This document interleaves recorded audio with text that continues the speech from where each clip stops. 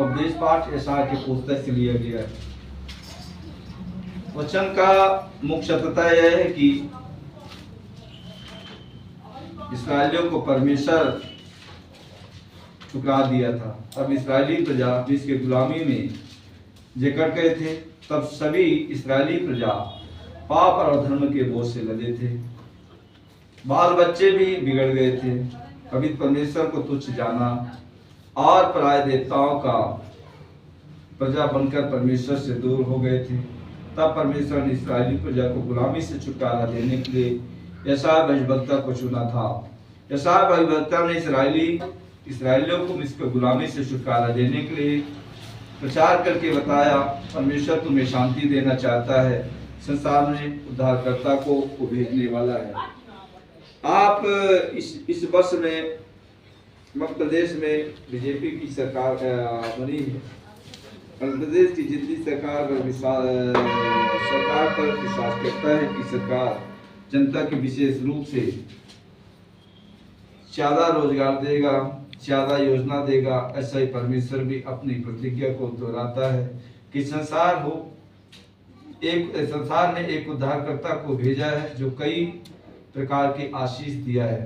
परमेश्वर का पसंद रहने का मतलब वचन का मुख्य उद्देश्य है कि परमेश्वर के पसंद रहने का प्रभु का आने वाला ये वर्ष है। ये पद 1 में लिखा है, प्रभु यहोवा का आत्मा मुझ पर है, क्योंकि यहोवा ने सुसमाचार सुनाने के लिए मेरा अभिषेक किया। मुझे इसलिए भेजा है कि खेदित मन के लोगों को शांति देने के लिए और शांति दूं की बंदियों के लिए स्वतंत्रता का और कैदियों के लिए छुटकारे का प्रचार करूं। यशायाह ने कैद से छुटकारा पाकर स्वतंत्र रहने के लिए प्रचार किया। यशायाह ने इस्राएलियों को और उनके बच्चों को सही पापमय मार्ग को छोड़ने के लिए चेतावनी देता है। यशायाह ने इस्राएलियों से बताया कि तुम लोगों ने परमेश्वर का तिरस्कार किया है, इसलिए परमेश्वर ने तुम्हें बेबीलोन के दास्तों में भेजा था। परंतु यशायाह ने लोगों की ये भी आशा का संदेश देता है कि जो लोग बेबीलोन के दास्तों में रहते हैं, परमेश्वर यरूशलेम वापस ले जाएगा, क्योंकि यहोवा का आत्मा मुझ पर है। क्योंकि यहोवा ने सुसमाचार सुनाने के लिए मेरा अभिषेक किया है कि खेदित मन के लोगों को शांति दूं, बंदियों के लिए छुटकारे का प्रचार करूं।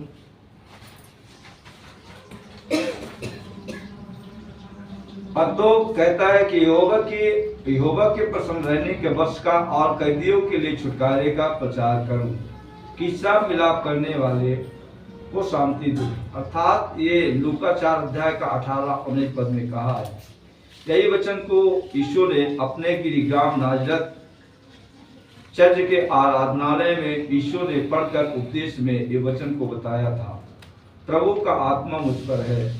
परमेश्वर ने कंगाल को सुसमाचार सुनाने का अभिषेक किया है और मुझे इसलिए भेजा है कि बंदियों को छुटकारा देने के लिए, अंधों को दृष्टि पाने के लिए प्रचार करूं और प्रभु के रहने के वर्ष का प्रचार करूं। जब यीशु ने वचन का उपदेश देकर समाप्त किया, तब नाजरत के आराधनालय चर्च में उपस्थित सेवक विश्वासियों से कहा, आज ही ये सब लेख तुम्हारे सामने पूरा हुआ।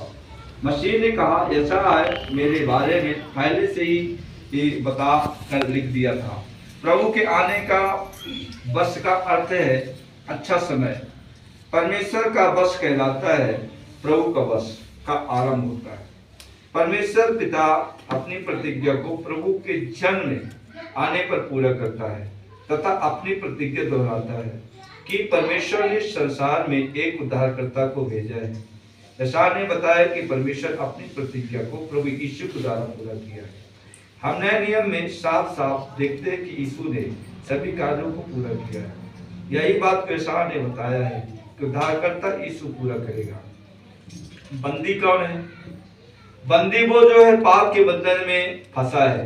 यीशु कहता है पहला यूहन्ना 3 अध्याय के 8 पद में, जो कोई पाप करता है पाप का दास है, क्योंकि सभी लोग शैतान के बंधन पाप के में बंधे हैं। हम सभी पाप के दास हैं। इस कारण से यीशु निर्बलों को सुसमाचार का प्रचार करने के लिए आया है। परमेश्वर का वचन अनंत जीवन प्रदान करता है। खेदित मन के लोगों को शांति दो, यीशु दुखित लोगों के मन को बपतिस्मा के द्वारा सारे पापों को धोकर नया आत्मा तथा नया मन देकर बलवंत बनाता है। ये वचन संहिता 51 अध्याय के 10 पद में कहा, प्रत्येक सप्ताह में हम वचन कहते हैं, हे परमेश्वर मेरे अंदर शुद्ध मन उत्पन्न कर और मेरे भीतर स्थिर आत्मा ने श्रेष्ठ उत्पन्न कर। यीशु ने इन सब बातों को पूरा किया। यीशु ने क्रूस पर अपनी मृत्यु के द्वारा हमें न्याय के दिन से छुटकारा, हमारे न्याय के दिन के से छुड़ाया, हमारे लिए मरा है। क्योंकि यीशु के बलिदान के द्वारा परमेश्वर ने सारे संसार के लोगों को धर्मी ठहराता है, पाप से छुड़ाता है। यीशु पर विश्वास करने के द्वारा हम परमेश्वर के बच्ची बन जाते हैं। परमेश्वर यीशु के द्वारा हमें जीवन देता है। यीशु की धार्मिकता हमें पाप और नरक के बंधन से सबको स्वतंत्र कर देता है। पद 2 कहता है, परमेश्वर का प्रसन्न रहने का वर्ष, अर्थात परमेश्वर का आने वाला वर्ष मसीह यीशु में पाया जाता है। जैसा कि यीशु ने कहा कि आज ये लेख हमारा पवित्र परमेश्वर, ये लेख पूरा हुआ। हमारा पवित्र परमेश्वर सभी पापियों को दंड देगा जो आज यीशु को मुक्त अनुग्रह को पाने के बाद भी ठुकराते हैं, वो सब दंड के योग्य हैं। आइए हम एक बार फिर से यीशु के जन्म को मनाते हैं।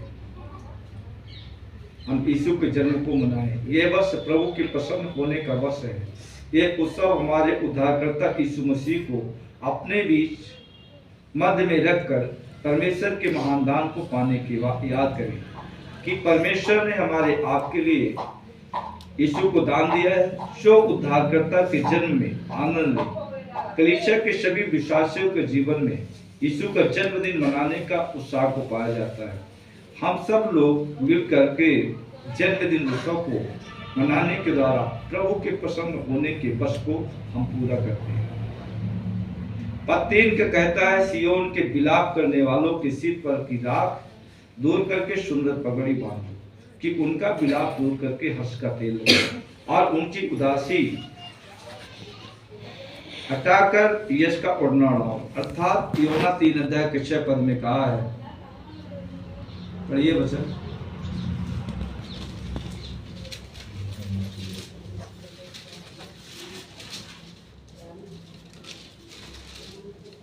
क्योंकि जो शरीर से जन्मा शरीर है, यूहन्ना नहीं, यूहन्ना पुराना नियम है।